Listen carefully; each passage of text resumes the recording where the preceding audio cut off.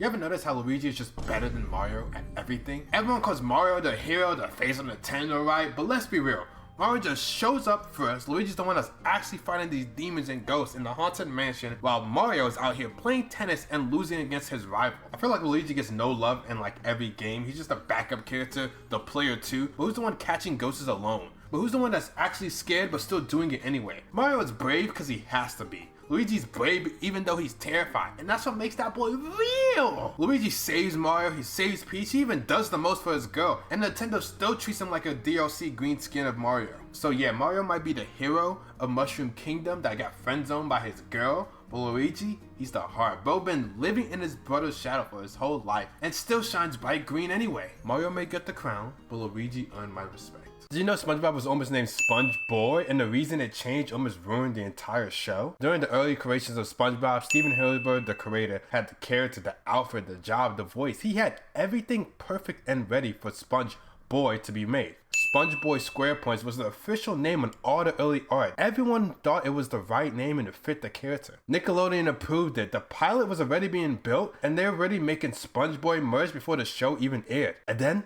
a disaster. A cleaning supply company stepped in. They actually owned and trademarked the name Sponge Boy. Because, it was very similar to Sponges, Sponge Boy. It kind of makes sense. But with this, Nickelodeon legally cannot use the name Sponge Boy in any of their merchandise. But instead of giving what, Steven Hillenburg made just a small little change. That change turned SpongeBob into the most iconic cartoon name of all time. Hillenburg said the name Sponge Boy didn't really have enough personality, it didn't punch, it didn't really stand out in the grand scheme of things. Changes to SpongeBob SquarePants gave the show the energy, the humor, and an entire vibe. So it's kind of crazy that one tiny little copyright issue accidentally created the most recognizable character name ever. What do you think? Do you think the vibe SpongeBob would have hit the same compared to SpongeBob? Let me know in the comments. This Nickelodeon show just vanished overnight one day. Fanboy Chon Chon wasn't just a weird show. It was one of Nickelodeon's most chaotic shows ever. And then it just disappeared out of nowhere. When it dropped, the animation was loud, the humor was so random, the pacing was wild that people either loved the show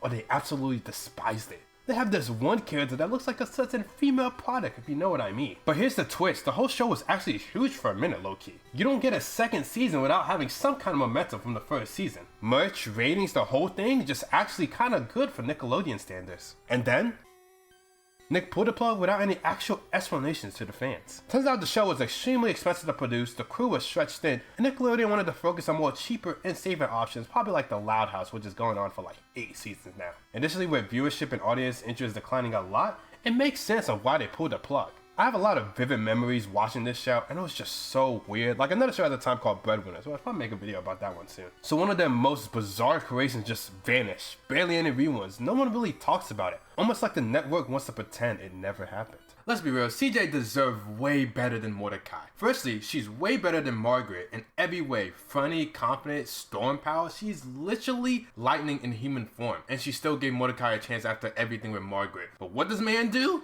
He starts catching feelings for his ex mid-relationship. Imagine your boyfriend is still writing poems about his ex while you're in the room. Like, that's crazy work. And CJ didn't even trip at first. She tried to talk it out. She's like, hey, let's communicate about this. But Mordecai's like, nah, let's self-destruct. Bro turned his best friend's wedding into a public intervention about his feelings, basically saying he doesn't really know if he loves his girlfriend, which is kinda crazy. Every episode she was giving him chance after chance after chance, but that was just a final coffin. He folded like a lawn chair. Bro was in love with the idea of love, not the actual person. In the end, CJ grew past him, left him, probably had an amazing life. While it took Mordecai a few more years to actually understand the meaning of love. Bro, I honestly believe the civilians in the superhero cities are the dumbest people ever. Like, why are you still living in Gotham? They got clowns blowing up hospitals, a dude dressing a bat fighting crime at 3 a.m., and your biggest concern is to commute to work the next day? Metropolis isn't any better either. Superman throws one punch and boom, there goes the whole block. You're telling me you see 2 aliens fighting outside, throwing left and rights in the sky, and your first thought is, let me feel this for a TikTok, not let me move to the other side of the planet right now? I'm taking that flight all the way to Asia so fast, y'all not even gonna know I disappeared. But nah, these people must think they're built differently. Their house gets destroyed every other Tuesday, and they're like, as long as my insurance covers it. But I know that insurance doesn't cover 1% of that damage. I seen the California fires. Insurance don't care about people at all. And the Marvel Universe ain't escaping this punishment either. If you willingly decide to live in New York, you would just ask to die. New York and the Marvel Universe gotta have the worst Yelp reviews of all time. Imagine just fighting one bad guy and boom, half the city is gone. Like, I just rewatched the original Avengers, and who got all the money and time to clean up all this? And I bet you rent is still $2,000 for just a studio apartment. If I see one cape flying past my window, I'm packing up immediately. Keep the city, keep the job. I'm not trying to be added to anyone's origin story. Have you ever watched a sequel that's so bad that you punched multiple holes in your walls? I guess you never watched Surfed Up 2 Wave Mania. If you don't remember the first Surf Up, it was just about a chill penguin surfing movie that gave you the same emotional roller coaster as watching The Notebook. An Academy Award nominee, emotional, and actually a funny movie. Then a decade later, a sequel came out where they said, let's crap all over what we built and add WWE wrestlers to it. I'm not even joking. In 2017, instead of surfers, we got John Cena Penguin, we got The Undertaker Penguin, and then we got Triple H doing front flips as a penguin, and so much worse. It's like someone threw a corporate dartboard at a DVD and said, yep, penguins, wrestling, that's $1 billion idea. Like, what? Animation downgrade, the jokes gone. The story, basically a WWE promo with the occasional sea ocean noises. I guess we can be thankful that it went straight to DVD, but in 2017, who was really even using DVD still? But here's the wild part. It's so bad that it's kinda good. Like, you can't stop watching because you want to see how much worse it really gets. Surf Up 2 WrestleMania didn't just ruin a classic, it tag teamed your childhood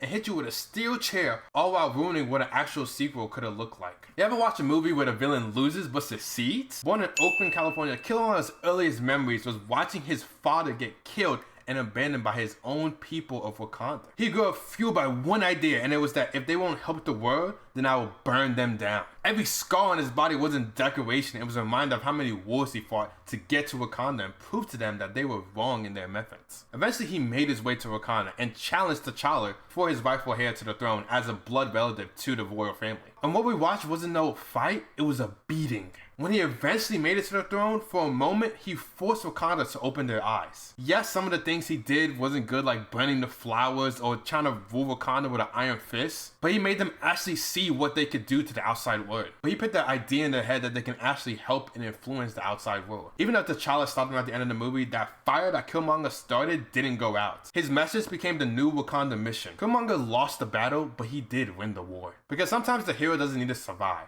Sometimes all he needs to do is make the hero change. No one will have a bigger regret than this actor. This is Terrence Howard. Back in 2008, and when Iron Man 1 dropped out, he wasn't just a side character. He was the highest paid actor, making more than Robert Downey Jr. by about 4 or 5 times. He made about 3.5 to 4.5 mil, while Robert Downey Jr. only made 500K. He was set up to be Iron Man's best friend, War Machine, through the whole MCU, but it got a little messy behind the scenes. When Iron Man 2 started, Terrence found out that Marvel slashed his paycheck by millions. He got mad, even Robert Downey Jr. didn't back him up. Instead of fighting, he left. And Marvel was like, okay, we're just gonna replace you. Enter my boy, Don Cheadle, the War Machine that we all know today. And yes, Terrence's career wasn't a complete failure. He had Empire and other movies, but nothing will ever compare to that MCU. Him leaving cost him literal billions or millions. Meanwhile, Robert Downey Jr. and the rest of the cast went on to make billions of dollars. Years later, Howard said that one car, that argument over money, cost him hundreds of millions of potential earnings. All because he wanted fairness, but in an industry that doesn't really care about fairness. He went from the highest paid Avenger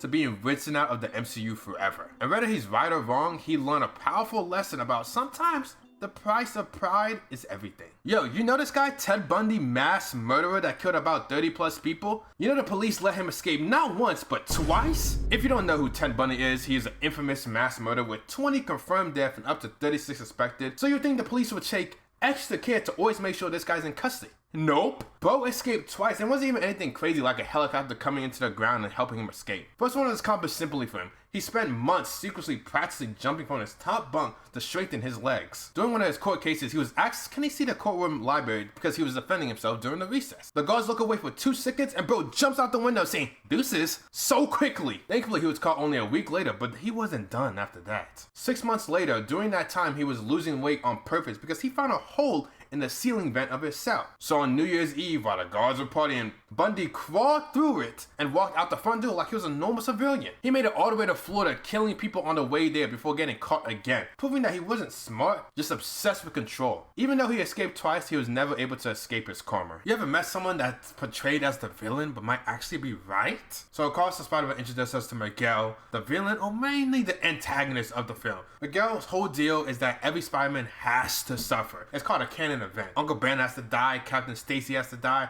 The pain is set in their destinies when they become Spider-Man. But Miles is like, nah, that's crazy work. Crazy that you have to lose a loved one. So he's like, nah, maybe I can save everyone. And Miguel loses his mind over that. Like, Bo chases him through the whole multiverse like rent is due, getting every Spider-Man to get on Miles' butt. And he somehow escapes. From Miguel's point of view, he's protecting the multiverse. One mistake, one broken can event, everything collapsed like he experienced. But from Miles' point of view, that's crazy. You're telling me to just let someone I love just die to keep the timeline safe? Honestly, neither party is wrong with how they feel. It's mainly the third movie to determine whose belief is stronger. So was Miguel right? Kinda. He was not an evil dude. He's just a dude that already lost too much to let it happen again. You ever woken up and you realize you lost your job because someone you didn't know said the N-word? Yeah, not me, but a lot of people on YouTube did. Back in 2016, YouTube was the Wild West. Gamers, animators, commenters, everyone was making that de Niro, that bread. Then the face of YouTube, PewDiePie, while playing PUBG, was fighting someone and decided to call them a... It may not have been completely his fault, but that was the catalyst to the ad apocalypse. Every company panicked and pulled ads. YouTube lost billions of dollars, so they went full lockdown mode. If you said one bad room, boom, you were getting hit by that yellow sign of death. People were losing their jobs left and right. Many creators had to quit and actually get normal jobs just because YouTube wasn't feasible for them with the content that they were producing. Creators went from wild to PG-13 over 9, no swearing, no violence, no really fun in it anymore. Even PewDiePie had to make a formal apologies, not for this, but just, the whole thing in general. Channels were dropping left and right faster than Vine stars in 2017 whenever this app got shut down. Everyone tried beeping their language, family-friendly thumbnails, and even faking smiles, and none of that really mattered to YouTube. Eventually, YouTube did fix it, kind of. Advertisers did come back, creators adapted, and that's why everyone says frick instead of what, they actually want to say. The ad apocalypse didn't just kill ads, it changed the whole landscape of YouTube, reminding everyone that this is a business first. This is how DC gave their fans the choice to do something, and they chose death. Back in 1988, Jason Todd, the second Robin, wasn't exactly a fan favorite, especially coming from the greatest Robin out of all time, Dick Grayson, just before him. Fans thought he was annoying, too reckless, just not their Robin. So DC decided to come up with a twist. They made a storyline where Joker was beating Jason near to death for hours and hours, and then eventually would blow up the building. However, here's the twist. DC set up 2 phone numbers, one to save him and one to kill him. Fans had 26 hours to call in and just decide if they want him to live or they want him to die. They had tens of thousands of kids and boys and whatever our age picking up the phone, calling, and when it was all count, it was down to 72 votes to decide it. And you know what the people decided? Let him die. So then DC released Batman: A Death in the Family. The Joker was beating Jason for hours and hours with Batman trying to find his location. And after hours and hours of that beating, Batman was finally able to find him, but it was too late. And with Jason seeing his death before him, all he can do is just look at the bomb and then...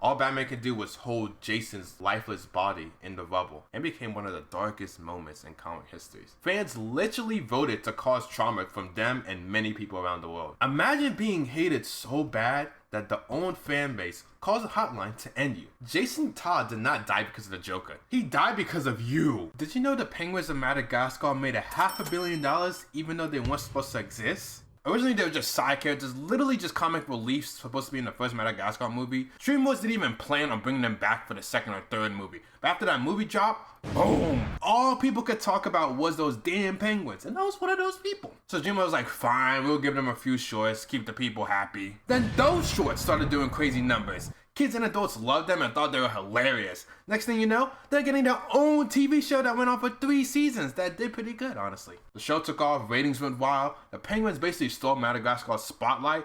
All DreamWorks saw was dollar signs today, greenlit a whole movie in 2014. And get this, the studio didn't even expect this to do that well. They dropped it during the most stacked years animation-wise. No one thought a spin-off would generate any kind of money or even survive. But those penguins smiled and waved and walked off with $370 million at the box office. They were hoping it did a little more, but they dropped it way too late in my opinion, but still, that's still good money. Regardless, including toys, shows, and other products, they somehow generated over $500 million. $500 million. And the crazy part was, the penguins started as a joke and became one of DreamWorks' most successful soldiers that ever sent out. You ever wonder how four random dudes can turn their friendship into the funniest $1 million TV show? Well, I started in high school. Meet Joe, Murr, Q, and Sal, who are just awkward kids with one talent: roasting and humiliating each other for laughs. If you had a high school friendship, y'all all done dumb stuff to give yourself the best laughs. They started pulling pranks all the time at school, but they added their own twists. They had to do whatever the other person said, no matter how dumb or how stupid it was. Then they realized the funniest moments wasn't when they were pranking strangers. It was when they were watching each other suffer on camera. Years later, they thought, why don't we just make a show doing this? So they pitched the same idea to a network, and they got told, no one wants to see grown men embarrassing themselves. How wrong they could be. It turned out that's exactly what people wanted. When the show dropped, it exploded. Pure chaos, pure laughter, pulling in millions of people with 12 seasons and counting, TV specials, a film, and just a crazy level of popularity. Impractical Jokers worked because it was simply true friends daring each other to do stupid, honest, and fearless stuff for the entertainment of their fans. This David situation is just so disturbing. Firstly, rest in peace to the victim, 15-year-old Celeste. She was found and identified, chopped up in the back of David's Tesla after the smell was just really noticeable in the tow yard that his car was in. But yes, you heard that correctly. 20-year-old David was messing with a 15-year-old victim. He actually met her when she was like 13 or 12, which means a senior in high school was meeting up and messing with a 7th grader middle schooler. That is just straight up nasty work. Apparently he'd been doing all this weird stuff right in front of our faces. From bringing a coffin on all his tour dates, to his own fans making countless jokes like calling him Epstein and stuff like that, to it being inside knowledge that this was happening. And I'm assuming the police are just trying to get like concrete evidence to try to convict him, which is why he isn't in custody right now. But no matter what happens, David is finished and we lost a poor little innocent girl for nothing. 3 heartbreaking movie trailers to legends that we will never forget. While filming Fast and Furious 7, Paul Walker sadly lost his life in November 2013 in a car crash. And since they were still filming the movie, at the end of the movie, they paid tribute to him by having Vin Diesel's character and Paul Walker's character seen driving together to 2 different routes. Actually, the way they were able to do that was Paul Walker's brothers and CGI were able to actually help complete that, letting him have a legendary send-off. In June 2022, the GOAT, my favorite Minecraft YouTuber, Technoblade, sadly lost his battle to colon cancer at just the age of 23. Like, way too young. And to honor him in the Minecraft movie, at 1 hour, 10 minutes, and 9 seconds, you can see a pig with a crown slowly walking by, and when asked about it in the movie, Jack Black's character says, "That's a legend." And lastly, the great Tony Todd sadly lost his battle with stomach cancer in 2024. His last showing was in the Final Destination Bloodline movie, and he left us with these just amazing words. I intend to enjoy the time I have left, and I suggest that you do the same. Life is precious. Enjoy every single second. You never know when. You ever feel like the people around you just look a little unhinged? Well, at least you're not in the absolute universe, where this is a universe where all your best DC heroes look and feel a little different, especially Absolute Batman. In this universe, he's not like the rich billionaire Bruce Wayne that we know. He's a low-key thug, delinquent, low-key a menace, honestly, just a menace. But look at Bro's cape now. Everything on there is a weapon. And you would think since he doesn't have the $1 billion, his villains wouldn't be that bad. Nope, they're a lot worse, actually. Mr. Freeze, bro, looks like a creepy stickman. Bane, that's not even on muscle. That bro is on steroids and some CCP, whatever crap he's on, bro. That's crazy. And Joker, you mean this dollar store Pennywise? Bro, I'm not dealing with these things. These things are crazy. And no matter how crazy it gets, one thing remains true. Absolute Catwoman is a baddie. Why does this creator keep calling this character a terrorist? Well, the series is called One Piece, where Monkey D. Luffy wants to live a free life, doing whatever he wants in order to get to the One Piece, the most desired treasure in that world. But everywhere he goes, he ends up like tearing down corrupt kings, freeing prisons, attacking navy bases. Bro is freeing islands like Oprah giving out cars, which we see is good in our eyes. However, to the world government eyes, that boy a terrorist. And I get that when Hassan calls Luffy a terrorist, it's mostly satire, because we see the good that Luffy does versus how the world government likes to pay him to the rest of them. But let's just be honest, guys. I just like watching my favorite Rubber Man punches the crap out of every single villain again and again and again at the end of every arc. So I love One Piece. What's your favorite cartoon?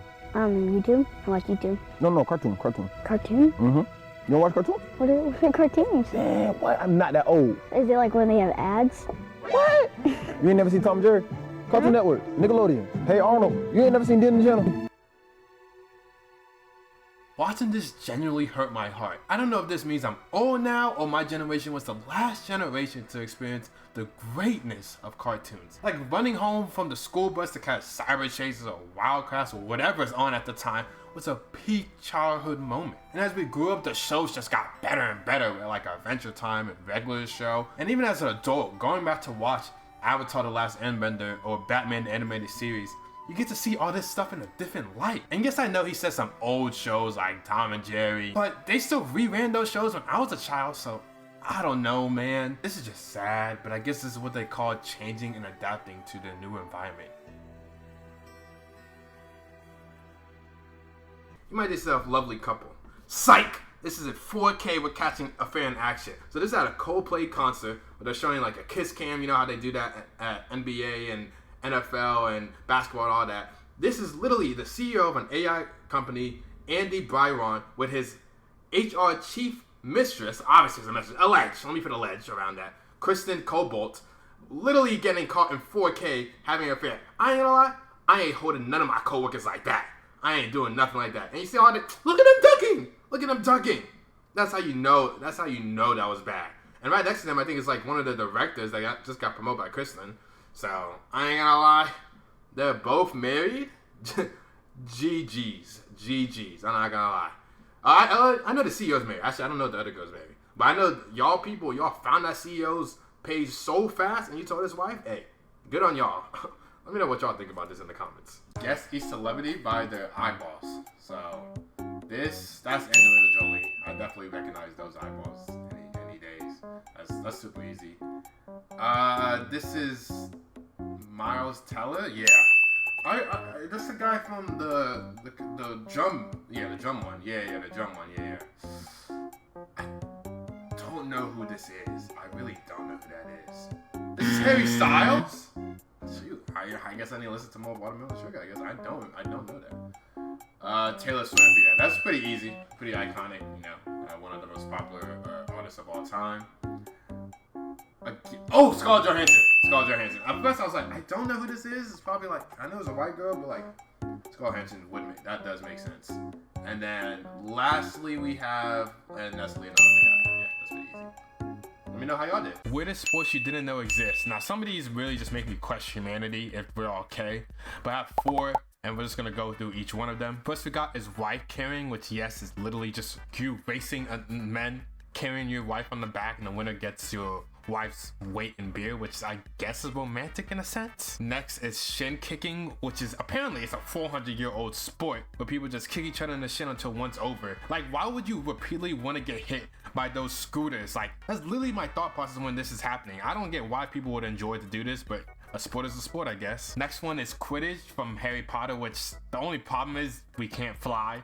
So you're literally just having a broom sprint between your legs and just running around. No magic, just touching the grass. Like, go touch some grass in a different way, you feel me? Lastly is the coolest one in my opinion, which is chess boxing, where you throw hands and then you play chess. So like 2 rounds of boxing, 1 round of chess, and you just repeat that process until you either lose or win. When Ludwig did that, I loved that. I watched that event, so I think that's the coolest one out of all of these. Fictional characters I would hire as my bodyguard, because let's be real, we all need a big, strong bodyguards in our life. First up is Dora. Now hear me out. She got a backpack full of infinite supply, a monkey sidekick, like who doesn't like a monkey? And somehow she survives the wilderness every single episode. She Himothy, I'm not gonna hold you. But another Himothy on my list is Master Oogway. Not because he is his fighting skills, it's because he was make my enemies rethink their whole life with just one quote. Him and Optimus Prime. Bro would probably give a speech so legendary that my enemies would start fighting for me. And lastly is the Hulk.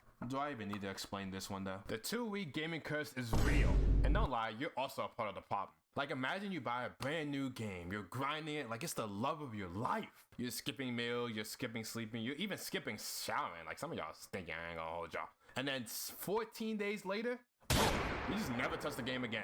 The game is just sitting on your home screen being like, remember me? It's like, let me give you examples. Fall Guys had us on a chokehold for 2 weeks. Among Us felt like the game of the year for like 2 weeks during COVID. And in Multiverse, that joint only lasted for 2 weeks. Everyone has those few games that they have a love-hate relationship to, that they keep coming back even though they hate the game, but they also love the game. But it's like every game is on like a free trial of obsession and then vanishes from existence. Dumb movie plot holes. So firstly, I thought it was the Home Alone. Like how can y'all not notice y'all missing a whole child until you're halfway to parents? Like they're not good parents for that. I don't care what no one says. Secondly, I thought isn't Batman's company worth like $300 billion?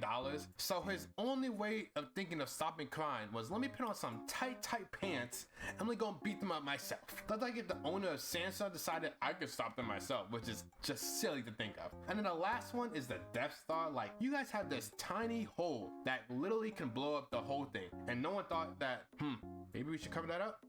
Just me then? Okay. My most desired fictional foods. Krabby Patties, bro. We all want to try. I know I don't even like burgers like that in real life as much, but Krabby Patties, even the Pretty Patties, I want to try it all. Another thing I want to try is anything from regular show, especially the ultimatum. Oh my god, meat on meat on meat. That sounds so good. Pause. But like it looks so good. Anything from Food Wars also looks good. I mean, it's a food anime. I wouldn't be surprised if anything on there was good and something to desire for. And then lastly, it's something that everyone wants to try, is Ratatouille. I know we have that in real life, but the way it looks in the movie just looks so fantastic. It just makes me want to be in that world just to taste that Ratatouille. So today I want to make one of those ninja stars, and I want to see how far I can throw it. I feel like I can throw it farther than like 50 feet, but we're gonna see. We're gonna test it out a couple times, but first I gotta learn how to make it. I have this video uploaded up on my other monitor, show me how to do it. So I'm gonna follow that, and then we're gonna test how far I can throw this. Oh my god, I did it! Oh my god, I did it! All right, let's go and test if I can actually throw this for 50 feet. Wait, how does the Lamar edit go? Yeah, that was it. Okay, so I got about, this is like roughly 50 feet. I think I should be able to do this. So let's see how to, I don't even know how to throw this. So let's just attempt 2. I mean, I got it muddy already. So let's try this. Well, it's set to say it didn't make it through. So if you made it to the end of this video, I don't know why, but I very much appreciate you watching 22 minutes of me evolving over my shorts timeline. I appreciate this year so much. I grew a couple hundred subscribers that I thought I would never be able to grow. I thought my peak was 56 subscribers on one of my other channels. Like I thought that was my peak. But the fact that I'm still growing and still making these strides, like getting views, getting subscribers, getting watch time, just shows that anyone can do this. And this is just literally the very beginning to a very long career. So next year I want to do one short every day, and I want to do one long form video a week.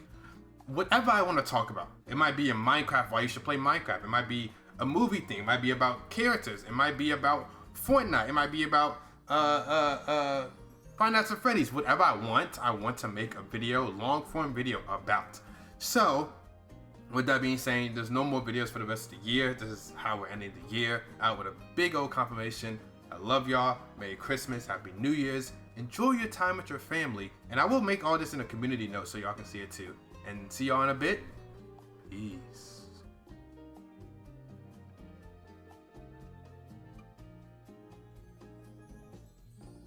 I love y'all. I'm gonna go up on the look.